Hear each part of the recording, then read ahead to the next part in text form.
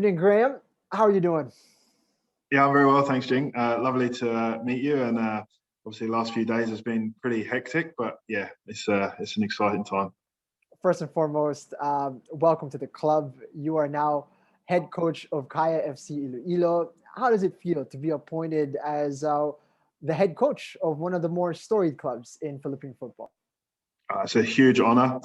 Just to be given that chance is an amazing thing for me. I'm really hopeful that working with Coach Hoshi and all of the squad, we can achieve our goal to try and get through to the Champions League knockout stages. So yeah, very excited. It's only been a few days, but you've had an opportunity, as you said, to talk to Coach Hoshi and speak with him and exchange with him. You've had a chance to meet the players as well. What have been your first impressions so far of the club?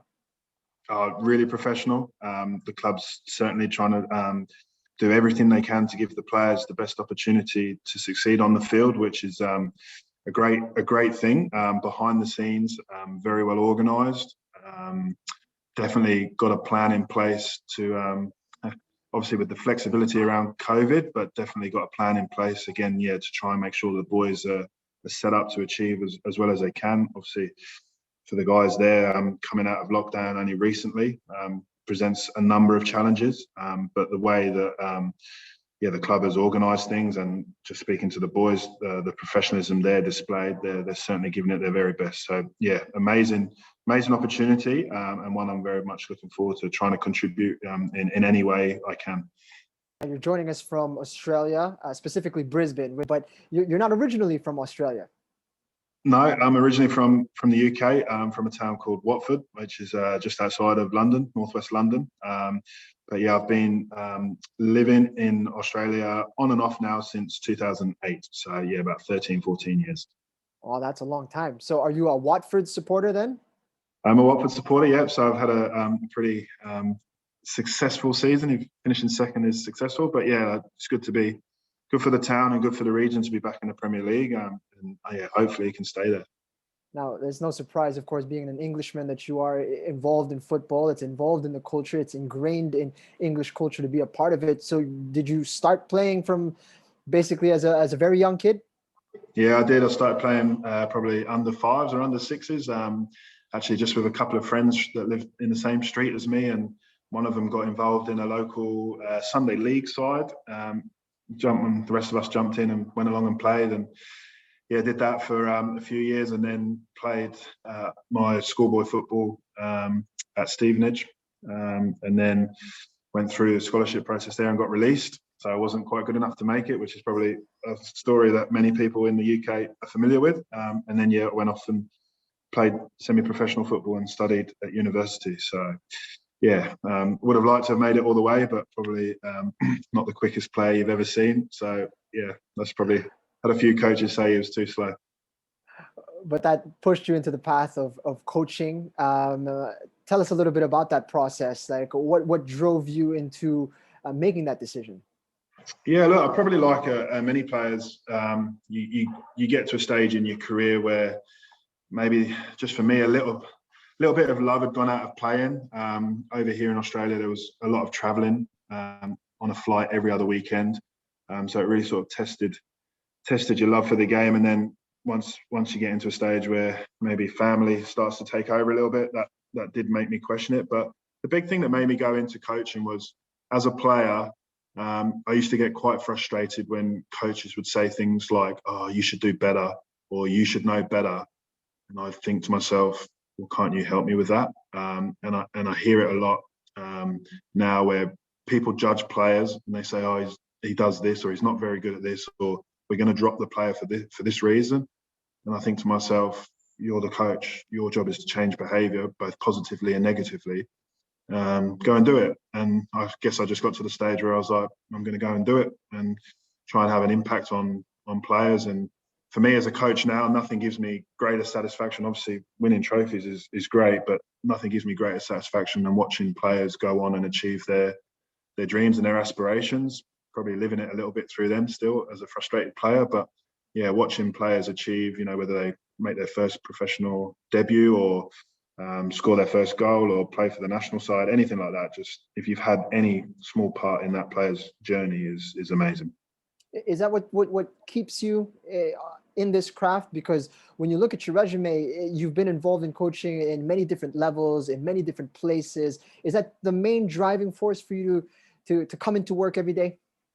Yeah, definitely. Yeah, just having a positive impact on a player's life or anyone at the club's life is huge. I guess the higher up in the game you go, the more trust people place in you. So yeah, to deliver on that trust is really important. But look, football for me has been amazing. It's given me the chance to meet so many people that I guess a boy from Watford would never normally get, and to travel the world and be in certain situations and certain moments in the game that as a 10-year-old boy you're playing in the back garden and you're dreaming of doing those things to get some of those opportunities now. Yeah, I'm still living my dreams, so don't want that to stop, and hopefully I can live some more dreams with the boys there at Kaya. Now, this might seem like a strange question, but in the Philippines, football is not the main sport. And for some of the public here, they require a little bit of understanding on what makes football compelling. In England, in Europe, and many other places in the world, that comes as it's like a, how should you say? It's not something that you have to think about. It's like automatic. Football is ingrained in the culture. It's something that you do. But what do you think it is about the sport that separates it from other sports?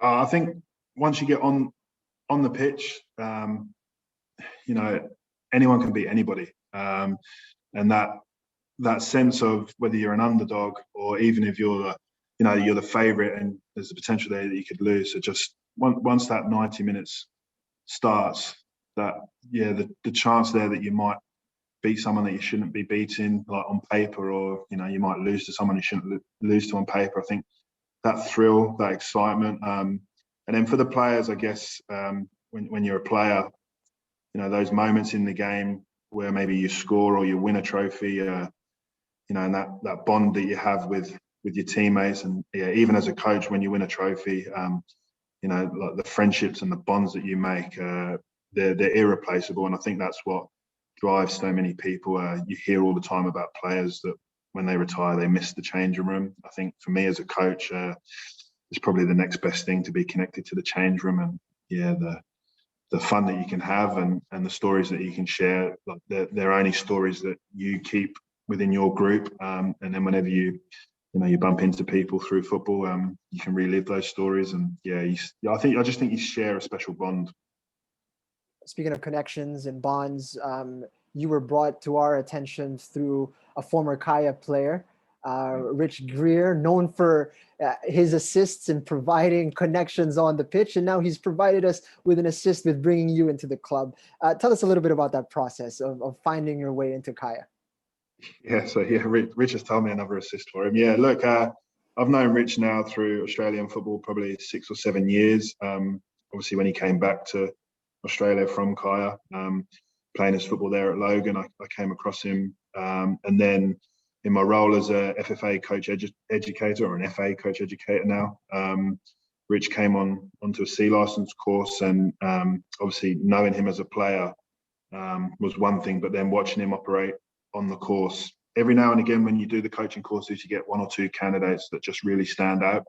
And Rich did that. Very humble, very knowledgeable about the game, and obviously willing to share his knowledge with people, which again is something that's special for coaches, because you can be a really good player, but how you then get your knowledge out and transfer that to players when you're a coach is really important, and Rich can do that. And then, look, around November time last year, the football club I'm working at here in Australia were forced into making a change in the head coach position because our other head coach moved on to bigger and better things.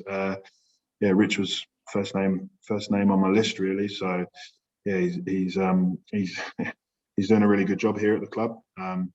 Certainly a challenging environment with the resources that we have available to us, but he's embraced that, as I knew he would, and continues to strive to be better every day. So he's a real he's a really good coach, and for me, like, he's a really good mate as well. So that's probably how he's got himself an assist. How does he describe Kaya? Any good stories? What impressions did he give you of the club?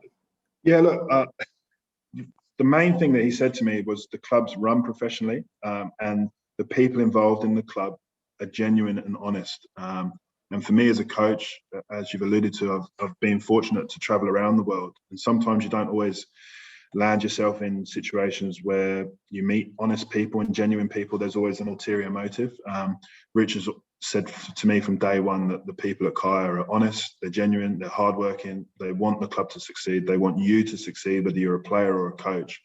And there's some continuity there. So I know Hoshi's been with the club for 2 years. When I met all of the staff during the week, everybody seems to be there 3, 4, 5, 6 years. So it's a big family environment, and that for me, with how I want to live my life as a coach, is something that's really important to me. So yeah, Rich certainly sold that side of the club to me. And then on the field, the history that the club's had, this might be, I think this is probably the first time we're really making that venture into the Champions League, but played multiple times in the AFC Cup, and finished the league season in second place quite a lot. So yeah, selling the club to me on the field as well has been a big key. As you alluded to, it is a historic year for Kaya. 25 years in operation this year, and making our first step into the AFC Champions League. What about this level excites you as a football coach? Oh, look, you're getting to work with the best players in the Asian region. You've only got to look at some of the names that clubs have brought to the region. Whether you're looking at Shanghai and within China, some of the Premier League players that go there. So just to have the opportunity, I'm sure just like the players, just have the opportunity to work against some of those big names and some big name coaches, and just some of the demands of playing in the Champions League. Certainly with the COVID side of it as well, just trying to work out logistically how you're going to do it. It's a real challenge, but really enjoyable one as well.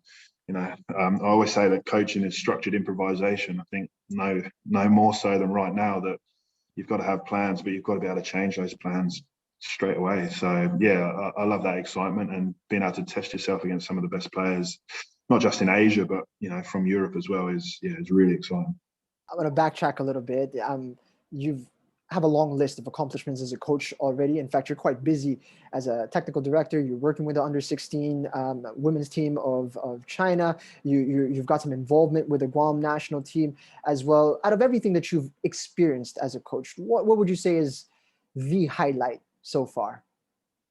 The highlight for me is, like I said, it's nice to win trophies. So I managed to do that with the boys there at Western Pride in Australia in the NPL. But highlight for me is just being able to work with players that then go on to achieve bigger and better things. So some of those players at Western Pride actually now play either at the Raw or in other A-League clubs or in other Asian countries. So just being able to have just a small part in any player's development. Sometimes they are nice enough to send you a message and just say cheers for everything.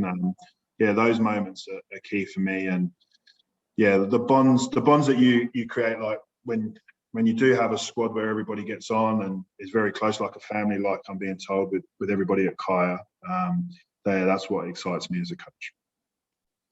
Now, I don't know if you know this, but if you look at the club badge of Kaya, the reggae culture is sort of rooted into the club. Do you listen to any reggae music at all? Yeah, I don't mind a little bit of Bob Marley. Coming from Watford, we have quite a multicultural society there, so yeah, we get that, and I don't mind a little bit of reggae when you're on your holidays for a couple of weeks by the beach. So do listen to a little bit of it. UB40 is quite big in the UK as well, so yeah. Did you have a favorite reggae song? I probably would actually go with UB40 Red Wine. That's just one of those ones that when it comes on, everybody gets a little bit of their vocal cords going and gets a bit of a sing going on. So yeah, I'd say UB40 Red Wine. All right, that'll be for the trivia for the fans to guess. And speaking of the fans, they're going to be very excited to get to meet you and to learn more about you as they interact with you and your style of play. Do you have a message for those that follow the club? Yeah, I would say to everybody following the club, it's an exciting time for us. Obviously, first foray into the Champions League. I would just say enjoy every moment. We'll learn from every moment that we have there. with however many games we end up playing, get behind the boys, get behind the coaching staff. Everybody's doing their very best in the challenging circumstances that we have with COVID and traveling internationally to make sure that we represent our club and all of the fans to the best of our ability. Now, for those that are looking forward to this match, what kind of style of play do you expect from Coach Graham Harvey? Yeah, for me, I think it's very important that we go with a nice positive mindset. Obviously, we're coming out of that lockdown period, so Coach Hoshi and the boys are working very hard to make sure that fitness levels are up there and we get some match preparation. Our style is definitely going to be one of making sure that we are intense without the ball. We work really hard to get it back and maintain our shape, and then when we do get the ball, we're in a position to be able to counter attack as quickly as possible. All right, Graham. Thank you so much for the time and for joining us all the way from Australia. It's been a pleasure speaking with you, and we look forward to your exploits with Kaya Football Club. Yeah, thanks, Gene. I'm very much looking forward to being part of the family. So thank you very much.